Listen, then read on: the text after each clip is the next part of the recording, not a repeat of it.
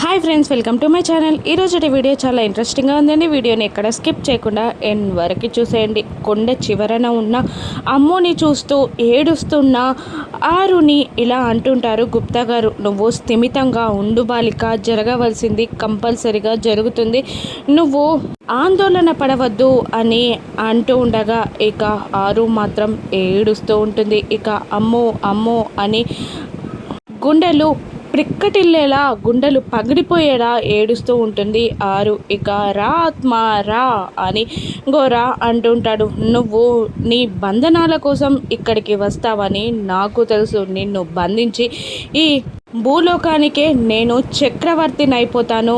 ఇక అతీత శక్తులని నేను స్వాధీనం చేసుకుంటాను అని గోరా అరుస్తూ ఆరు ఆత్మని పిలుస్తూ ఉంటారు. ఇక ఆరు ఆత్మ అమ్ముని కాపాడడానికి కొండ మీదికి పరిగెడుతూ ఉంటుంది. ఇక మరోవైపు అమర్ కూడా వెతుకుతూ ఉంటాడు అమ్ముని. ఇక రాథోడ్ ఇలా అంటూ ఉంటాడు, పోలీసులకి కూడా ఎక్కడా దొరకలేదంట సార్ అమ్ము అనగానే. అంటే గోరా ఖచ్చితంగా అమ్ముని ఈ కొండ ప్రాంతానికే తీసుకొచ్చుంటాడు అని అంటూ అటు రూట్లోనే వెళ్తూ ఉంటాడు అమర్. ఇక మనోహరిని ఫాలో అవుతుంటుంది బాగి. ఒకవేళ ఈసారి అమ్ముని నువ్వేమైనా చేసుంటే మాత్రం నిన్ను క్షమించను మనోహరి అని బాగి అనుకుంటూ ఉంటుంది. ఇక రా ఆత్మ రా రా అని పిలుస్తూ ఉంటాడు గోరా.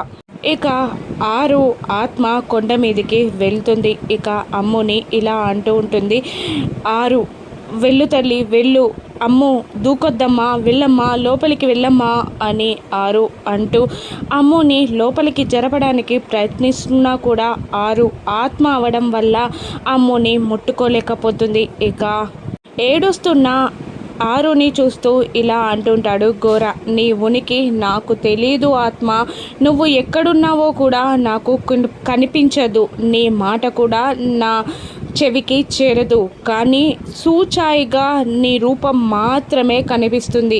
ఇప్పుడు నువ్వు నీ బిడ్డని కాపాడుకోవాలి అంటే వచ్చి ఈ సీసాలో బందీ అవ్వవలసిందే. నువ్వు ఈ సీసాలో బందీ అయితేనే తప్ప నీ కూతురుని కాపాడుకోలేవు. ఇక నేనేం చేయగలనో చూస్తావా, అమ్మో పరిగెత్తుకుంటూ వెళ్ళు, దూకే అని అనగానే ఆరు కళ్ళ ముందే అమ్ము దూకేయబోతుంది. ఇక ఆరు ఏడుస్తూ గోరాని వేడుకుంటూ ఉంటుంది, వద్దు నా బిడ్డని ఏమీ చెయ్యొద్దు, వదిలేయి నా బిడ్డని అని ఆరు ఏడుస్తూ ఉండగా ఇక అమ్ముని ఆగు అని అంటాడు గోరా.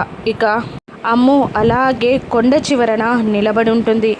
రా ఆత్మ రా, వచ్చి ఈ సీసాలో బందీ అయితేనే తప్ప నువ్వు నీ బిడ్డని కాపాడుకోలేవు, లేదంటే ఈరోజు ఇక్కడి నుండి వెళ్ళేది నీ బిడ్డ శవమే అని గోరా అమ్ముని ఆరుని బెదిరిస్తూ ఉంటాడు, అమ్ముని చంపుతానని. ఇక కొంత దూరం వెళ్ళేసరికి ఇక కారు ఆపి డ్రోన్ తీసుకురమ్మంటాడు అమర్. ఇక డ్రోన్ తీసుకురాగానే రిమోటర్ సాయంతో కొండ మీద గోరా ఎక్కడున్నాడు అని చూస్తూ ఆ రూట్లో వెళ్తూ ఉంటాడు అమర్. ఇక మనుని ఫాలో అవుతున్న బాగి. ఇక 3 రోడ్స్ ఉన్న దగ్గర మను కారు కనిపించకుండా పోతుంది. ఇక ఆటో అతను అక్కడ ఆపేసరికి ఇక బాగి కిందికి దిగి, ఇక్కడే వెళ్ళింది కదన్నా ఆ కారు అని బాగి అడుగుతుండగా, అవును మేడం, కానీ ఎటు వెళ్ళిందో ఏర్పడట్లేదు అని ఆటో అతను అంటుండగా కిందికి దిగి అమర్కి కాల్ చేయబోతుంది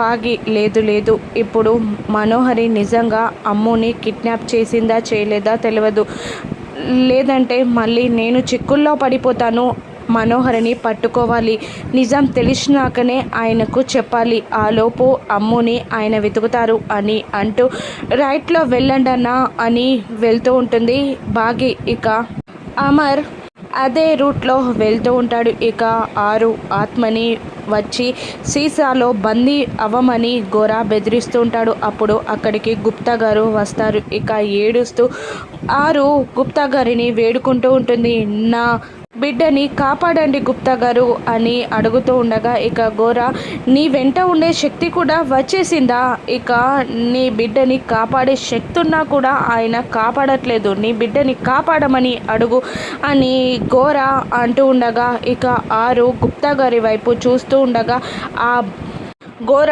మాటలు నమ్మకు బాలిక, నా మాటలు నమ్ము, ఏం కాదు, నువ్వు స్థిమితపడు, ఇక్కడ నుండి వెళ్ళిపోదాం పదా అని గుప్తా గారు అంటూ ఉండగా ఆరు ఏడుస్తూ ఇలా అడుగుతూ ఉంటుంది. ఎలా రమ్మంటారు గుప్తా గారు? నా బిడ్డ ఈ పరిస్థితుల్లో ఉంటే నన్ను రమ్మని అంటున్నారా మీరు?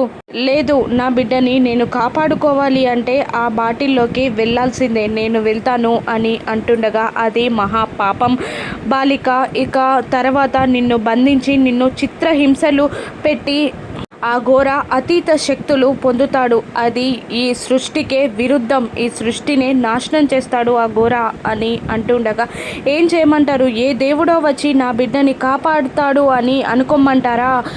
నా బిడ్డని ఇలా వదిలేసి నేను రాలేను అని ఆరు ఏడుస్తూ అంటూ ఉంటుంది. ఇక అమర్ కొంత దూరం వచ్చేసరికి సిగ్నల్స్ కట్ అవ్వడంతో ఎక్కడో ఘోర దాచిపెట్టుంటాడు అని అంటూ ఇక కాలినడకన కొండ ఎక్కడం స్టార్ట్ చేస్తాడు అమర్. ఇక బాగి వెళ్తున్న రూట్ కరెక్ట్ కాదు అని తెలిసిపోవడంతో అన్న ఇప్పుడు మనం ఆగిన చోటికి తీసుకువెళ్ళి మళ్ళీ లెఫ్ట్లో తీసుకెళ్ళన్నా అని బాగి అంటూ ఇక మళ్ళీ కొండ ప్రాంతానికి రాగానే తను కూడా కొండ ఎక్కుతూ ఉంటుంది బాగి. ఇక మనోహరి ఆ ఘోర దగ్గరికి చేరిపోతుంది, కొండ మీదకి వచ్చేస్తుంది. ఇక ఘోరాని ఇలా అడుగుతూ ఉంటుంది, మను ఏంటి ఘోర ఇది? అమ్ముని అక్కడెందుకు నిలబెట్టావు? ఏంటి ఇదంతా? ఏం చేస్తున్నావు నువ్వు అని అంటుండగా ఆత్మని బంధిస్తున్నాను అని చెప్తుంటాడు ఘోర. అంటే ఇక్కడే ఉందా ఆత్మ?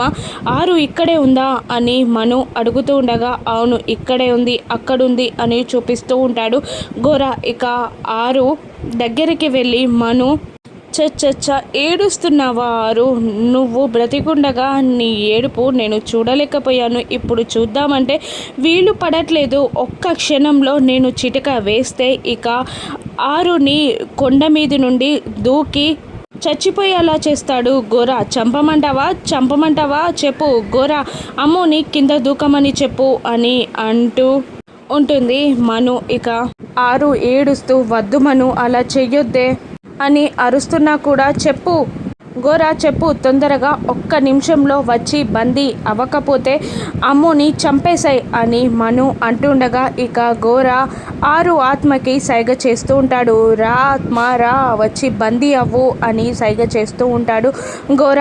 ఇక వద్దు బాలిక వద్దు అని అరుస్తూ ఉంటారు గుప్తా గారు. ఇక అవును ఘోర, పౌర్ణమి నాడు అలా అమ్ము ఎందుకు ప్రవర్తించిందో ఏమైనా తెలిసిందా అని అడగగానే ఘోర ఇలా చెప్తూ ఉంటాడు. పౌర్ణమి రోజు ఈ ఆత్మకి మనిషి శరీరంలో ప్రవేశించే ఒక శక్తి వస్తుంది. ఇక మనిషి శరీరంలో ప్రవేశించిన తర్వాతే ఆత్మ అలా ప్రవర్తిస్తుంది. తెల్లవారగానే ఆత్మ బయటికి వెళ్ళగానే ఆ మనిషికి ఏమీ గుర్తుండదు, అంతా మర్చిపోతారు. అందుకే పౌర్ణమి నాడు అమ్ము ప్రవర్తనకి తర్వాత రోజు అమ్ము ప్రవర్తనకి అంత డిఫరెన్స్ ఉంది అని ఘోర అంటూ ఉండగా ఇక పెళ్లి నాటు రోజు గుర్తొస్తుంది మనుకి. అంటే ఆ రోజు పెళ్ళి అని అనగానే అవును, వాళ్ళిద్దరూ కలవడానికి నీ పెళ్ళి మళ్ళీ మరొకసారి ఆగిపోవడానికి ఆత్మే కారణం.